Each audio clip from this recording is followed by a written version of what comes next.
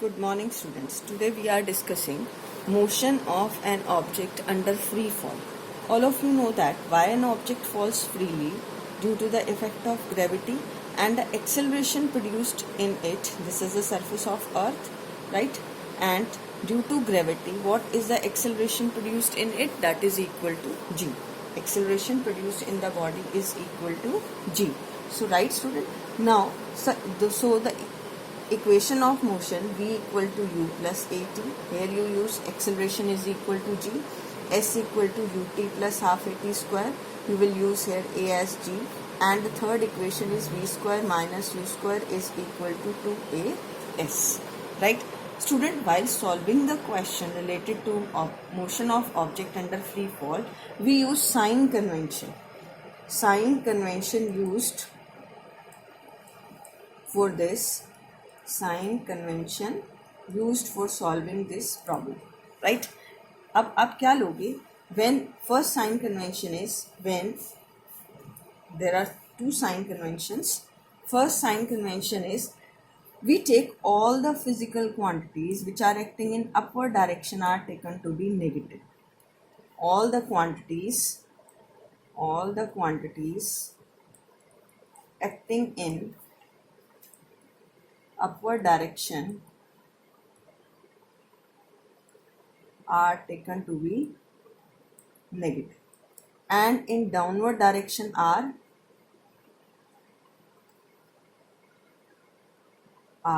positive.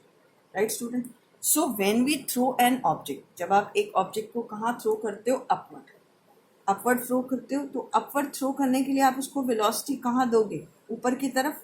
तो ये initial velocity है, ये क्या होगी? नेगेटिव.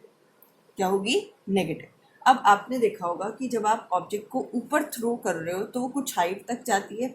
तो हाइट भी क्या होगी उसकी? Initial velocity is negative, height is also negative, right? क्योंकि बॉडी कहाँ जा रही है? ऊपर. और हमने ऊपर वाली सारी क्वांटिटीज क्या ली हैं? Negative. This is O2A, right? अब जब बॉडी ऊपर जा रही है तो एक्सेलरेशन कहाँ है? नीचे. एक्सेलरेशन कहाँ है? नीचे. तो एक्सेलरेशन क्या होगा? प्लस जी. Acceleration क्या होगा? Plus g. So we have taken first all the quantities acting in upward direction are negative and in downward direction are positive. Whenever the body is moving from O to A, motion is from O to A. O to A velocity is negative, h is negative, A is plus g. Now at point A, that is the highest point up to which the body moves. देखो, अगर आप इस pen को throw करो ऊपर तो ये कुछ हाइट तक जाएगा और उसके बाद क्या हो जाएगा? उसके बाद इसकी स्पीड क्या होगी? ये रिटर्न होगा और उसकी स्पीड कितनी हो जाएगी? 0. Now at point A it is the highest point where velocity is 0, and after this body starts moving from A to O. अब कहाँ जाएगी बॉडी? पहले कहाँ जा रही थी? O to A. अब कहाँ जाएगी? A to O.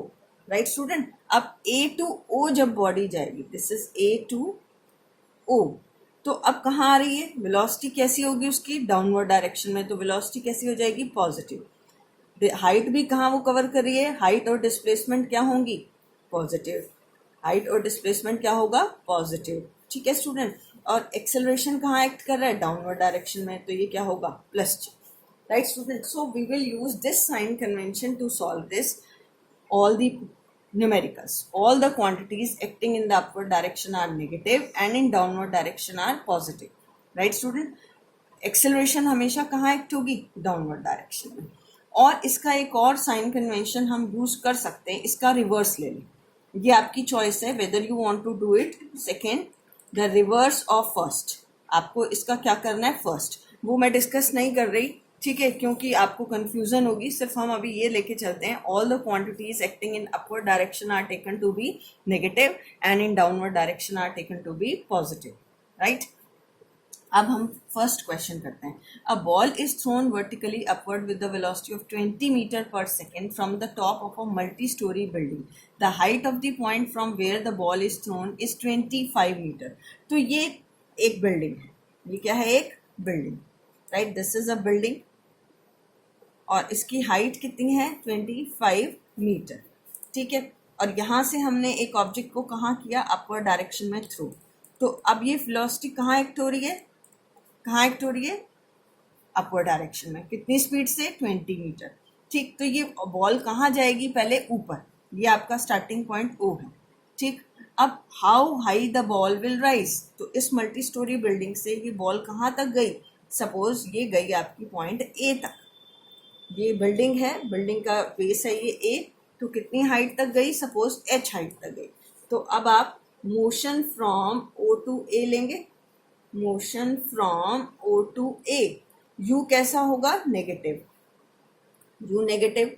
और जब बॉडी ऊपर जा रही है तो आपकी एक्सेलरेशन कहाँ एक्ट हो रही है? डाउनवर्ड डायरेक्शन में। एक्सेलरेशन क्या लोगे? प्लस 10 मीटर या 9.8 metre per second square, right? In the question it is given to you, you can take it as ag as 10 meter per second square. अब you know the initial velocity at the highest point. At highest point, what is the final velocity? At highest point, what is the final velocity? 0, क्योंकि इस point पे velocity क्या हो जाएगी? 0। तो आप use करेंगे v square minus u square is equal to 2as, v is 0 minus of this is minus 20 square, 2 into g is 10 into s, you can take h. Student जो पैरामीटर आपको find out करना है उसके ऊपर आप convention नहीं apply करोगे।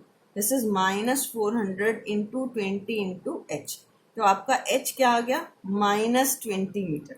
सो what does this negative sign shows? ये नेगेटिव साइन शो कर रहा है कि हाइट कहाँ है? Upward direction, right. First question का आंसर आपका ये होगा how high the ball will rise, that is equal to -20 meter. Okay, in the next video I will tell you about the second part of it. Thank you.